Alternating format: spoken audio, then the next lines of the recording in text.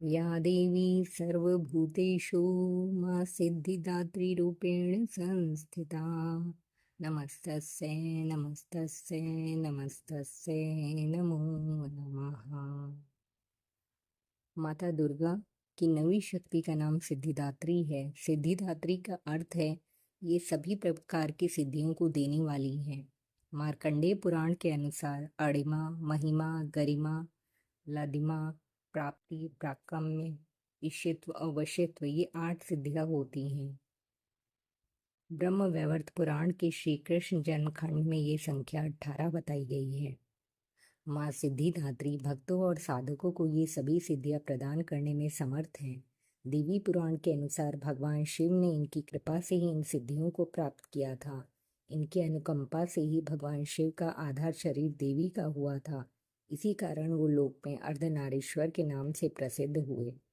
माँ सिद्धिदात्री 4 भुजाओं वाली हैं। इनका वाहन सिंह है। ये कमल पुष्प पर भी आसीन होती हैं। इनकी दाहिनी तरफ के नीचे वाले हाथ में चक्र, ऊपर वाले हाथ में गदा तथा बाईं तरफ के नीचे वाले हाथ में शंख और ऊपर वाले हाथ में कमल पुष्प है। नवरात्रि के 9वें दिन माँ सिद्धिदात्री की पूजा की जाती है। इस दिन शास्त्रीय विधि विधान और पूर्ण निष्ठा के साथ साधना करने वाले साधक को सभी सिद्धियों की प्राप्ति हो जाती है। सिद्धियां वे शक्तियां हैं जो मनुष्य को भौतिक और आध्यात्मिक दोनों तरह से लाभ पहुंचाती हैं। इन सिद्धियों से साधक ब्रह्मांड पर भी विजय प्राप्त कर सकता है। आइए भक्तजनों श्रवण करते हैं माता सिद्धिदात्री की कथा का। पौराणिक कथाओं के अनुसार जब ब्रह्मांड पूरी तरह से अंधेरे से भरा हुआ एक विशाल शून्य था, दुनिया में कहीं भी किसी प्रकार का कोई संकेत नहीं था, तब उस अंधकार से भरे हुए ब्रह्मांड में ऊर्जा का एक छोटा सा पुंज प्रकट हुआ। देखते ही देखते उस पुंज का प्रकाश चारों ओर फैलने लगा। फिर उस प्रकाश के पुंज ने आकार लेना शुरू किया और अंत में वो एक दिव्य नारी के आकार में विस्तृत होकर रुक गया। वो प्रकाश पुंज देवी महाशक्ति के अलावा और कोई नहीं था।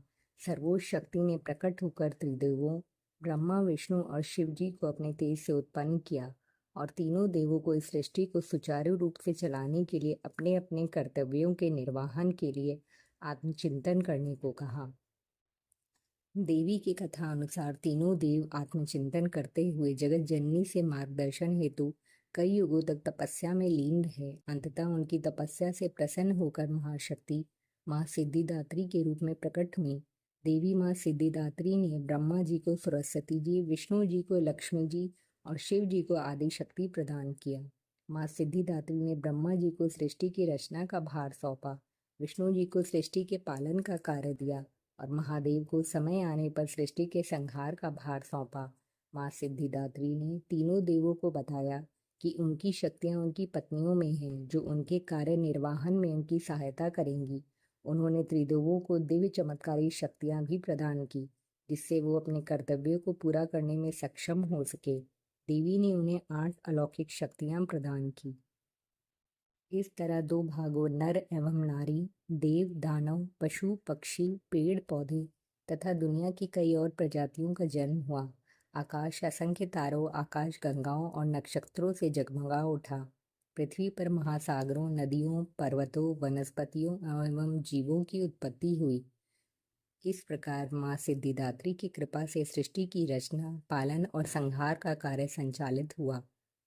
एक अन्य कथा के अनुसार जब पृथ्वी पर दानव महिषासुर का उत्पात बहुत बढ़ गया था, तब सभी देवता ब्रह्मा, विष्णु और महेश की शरण में जाते हैं।